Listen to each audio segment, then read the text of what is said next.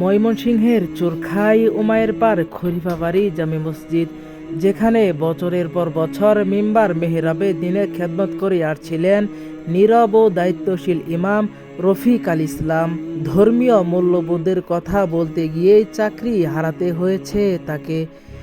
28শে September মাগরিবের পর ঘটে এক হৃদয় বিদায়ক ঘটনা। বৈধ কোনো কারণ ছাড়াই মসজিদ থেকে জোরপূর্বক অব্যাহতি দেওয়া হয় তাকে। তিনি জানান, জুমার বয়ানে সুদ, ঘুষ, অনলাইনে জুয়ার বিরুদ্ধে কথা বলায় মসজিদ কর্তৃপক্ষ হুট করে অব্যাহতি দেন তাকে।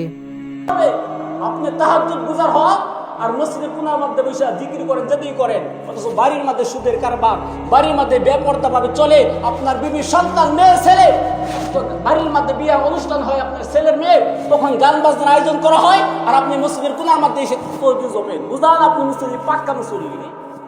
রহমতুল্লাহি ওয়া বারাকাতুহু। আমার নাম হচ্ছে মোহাম্মদ রফিক আল ইসলাম। তো আমি বর্তমান সাবেক ইমাম, ময়মনসিংহ সদর উপজেলা চুরখাই উনারপাড় খলিফাবাড়ি জামি মসজিদের। তো এই মসজিদ থেকে আমাকে জোরপূর্বক বিদায় করে, অর্থাৎ আমি গত 5 সেপ্টেম্বর জুমার বয়ানে অনলাইন জুয়া, সুদ, ঘুষ এবং অনলাইন জুয়ার বিরুদ্ধে আমি বক্তব্য রাখার কারণে মসজিদের মিম্বরে, তো আমাকে মসজিদ কমিটি যারা ছিল তারা আমাকে জোরপূর্বক বিদায় করে।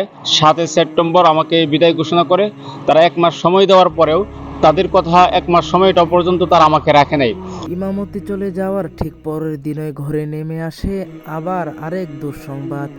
29শে সেপ্টেম্বর রাত 1:30টায় ওনার স্ত্রী সিজারিয়ান অপারেশনে সন্তান জন্ম দেন। এর ঠিক 1 মাস পর মাজলুম ইমাম রফিক আল ইসলামের ফেন্সিডিক ও আলসার ফেটে যায়। জরুরি মুহূর্তে করা হয় অপারেশন। এসটি বাংলা টিভিকে তিনি বলেন, আমরা স্বামী স্ত্রী দুজনই অপারেশনের রোগী।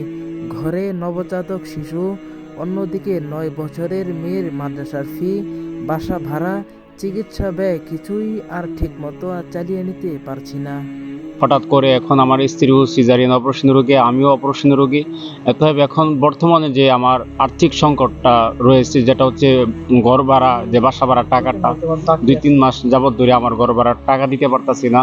এবং বিশেষ করে আমার সন্তান 9 বছর বয়সে, আপনারা হয়তো ভিডিওতে বা স্ক্রিনে দেখবেন, তো সে রাহনুমা তাবাসসুমের মাদ্রাসার ফিস আমি দিতে পারতাছি না, বোর্ডিং খরচ দিতে পারতাছি না। এবং বিশেষ করে যে আমাদের যে 2 জন যে অপারেশনের রোগী, আমরা ওষুধপাতি দৈনিক আমাদের 2 জনের 800 টাকার মতো ওষুধ প্রয়োজন হয়। তো আমরা সেই ওষুধপাতিও ঠিকমতো কিনতে পারতাছি না আর্থিক সংকটে থাকার কারণে। আর বিশেষ করে আমি দেশবাসীর কাছে দোয়া চাই, আমি যেন মৃত্যুর আগ পর্যন্ত হকের পথে থাকতে পারি, সত্য কথা বলতে পারি মসজিদের মিম্বর থেকে। এবং আপনাদের সকলের কাছে দোয়া চাই যেন আল্লাহ তাআলা আমাকে দ্রুত শেফা দান করে এবং সুস্থতা দান করে। চাকরিচ্যুতির ঘটনাটি পরবর্তীতে মসজিদ কমিটির সঙ্গে মীমাংসা হলেও কোনো আর্থিক সহায়তা মেলেনি বলে অভিযোগ তার পরিবারের। মসজিদ কমিটি যারা ছিল তারা এটা সমাধানের জন্য আমাকে ডেকে নেয় মসজিদে। তার পরবর্তীতে আমাকে এই বিষয়টা সমাধান করা হয়। এই চাকরি থেকে বিদায় করার জন্য যেটা ছিল ভরণ পোষণের জন্য, যে ইমামকে আমরা বিদায় করে দিলাম, যে উনি 3 মাস চলবে, একটা যে আর্থিক ইটা ছিল, তারা যতটুকু মানবতার মানে অর্থাৎ মানবিক দৃষ্টিকোণ থেকে যে আমাকে সহযোগিতা করা, অর্থাৎ আমার যেটা প্রাপ্য অধিকার সেটা আমাকে দেয় নাই।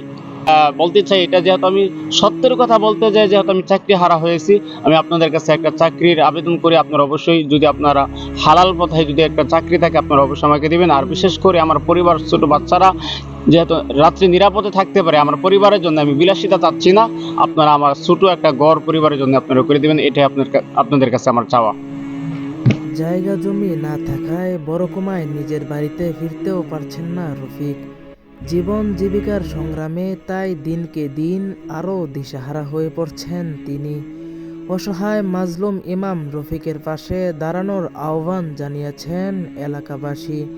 স্থানীয় প্রশাসন ও সমাজের বিত্তবানরা এগিয়ে এলে পরিবারটি আবারও ঘুরে দাঁড়াতে পারে, এমনটাই প্রত্যাশা তাদের। Shahidul Islam, ST Bangla TV, Mymensingh.